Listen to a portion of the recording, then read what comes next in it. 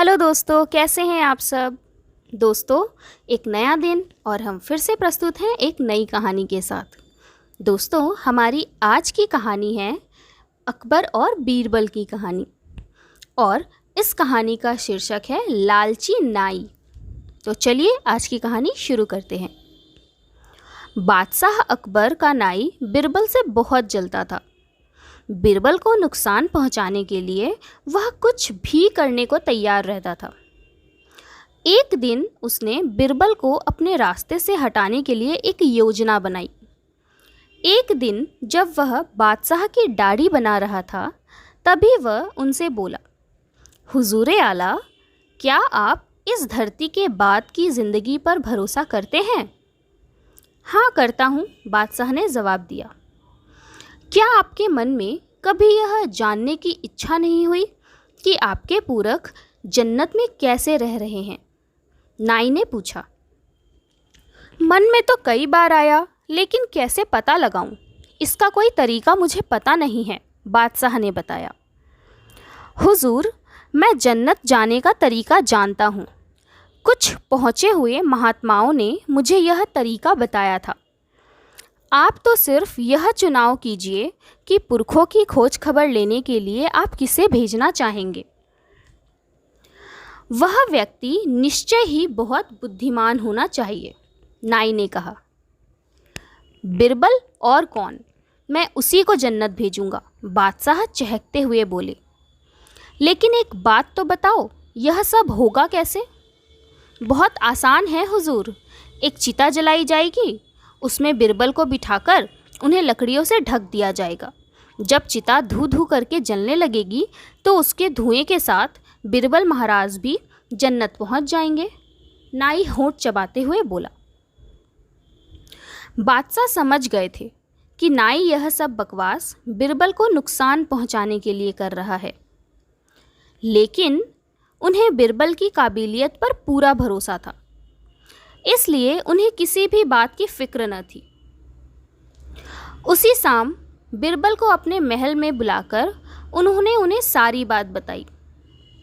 बीरबल ने हल्की मुस्कान के साथ पूरी बात सुनी।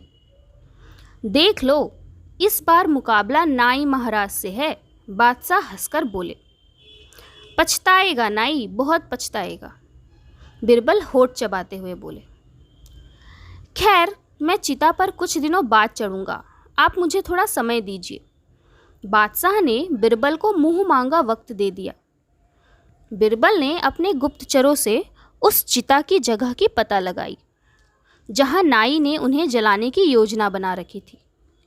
उन्होंने गुप्त रूप से उस चिता के नीचे अपने घर तक का एक सुरंग खुदवाया। जब उनकी तैयारी पूरी हो गई तो उन्होंने घोषणा कर दी कि वे चिता पर चढ़ने के लिए तैयार हैं। नाई खुद अपनी देख रेख में बीरबल को उस स्थल तक ले गया। वहां बीरबल उस चिता में जा बैठे। फिर चिता में आग लगा दी गई। बीरबल चुपचाप सुरंग से होते हुए अपने घर लौट आए। उधर नाई की खुशी की कोई सीमा न थी। बस यही समझ रहा था कि उसने अपनी चतुराई के बल पर बीरबल को ठिकाने लगा दिया है। बीरबल के विरोधी दरबारी भी बहुत खुश थे। उन्होंने राम दरबार में बीरबल का पद हथियाने की योजना बनानी भी शुरू कर दी थी। अपने घर में कुछ हफ्ते गुजारने के बाद बीरबल एक दिन अचानक राज दरबार जा पहुँचे। घर में रहने के दौरान उन्होंने न अपने बाल बनवाए थे, न ही दाढ़ी बनवाई थी। उन पर नज़र पड़ते ही बादशाह खुशी से सरोबार हो गए और उनका स्वागत करते हुए बोले, आओ बीरबल आओ, जन्नत में हमारे रिश्तेदारों के क्या हाल हैं? जहाँ पना, जन्नत में सब कुछ ठीक ठाक है। आपके रिश्तेदार भी मज़े में हैं। वहाँ आपके पिता और दादा आपके लिए दुआ करते हैं। वैसे तो जन्नत में सुख सुविधाओं की कोई कमी नहीं है, फिर भी एक समस्या ज़रूर है, वहाँ पर कोई नाई नहीं है। आप खुद देख रहे होंगे कि मैं भी वहाँ रहकर न अपने बाल बनवा सका और न ही दाढ़ी। आपके पुरखों के बाल और दाढ़ी भी काफ़ी बढ़ गए हैं, उन्होंने कहलवाया कि आप उनके लिए किसी अच्छे नाई को भेजें। बिरबल की बात सुनकर बादशाह मन ही मन हंसे। वे बिरबल की योजना अच्छी तरह समझ रहे थे। वे तुरंत बोले, हाँ हाँ, क्यों नहीं, मैं उनके लिए अपने शाही नाई को भेज दूंगा। यह कहते हुए बादशाह ने नाई को स्वर्ग जाने की तैयारी करने का हुक्म दिया।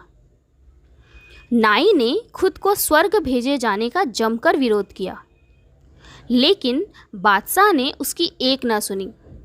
नाई उस दिन को कोस रहा था जब उसने बिरबल को जलाकर मारने की योजना बनाई थी। अगले ही दिन उसे जीवित ही चिता पर रखकर जला दिया गया। इस तरह बिरबल ने अपने विरोधी नाई से छुटकारा हासिल कर लिया।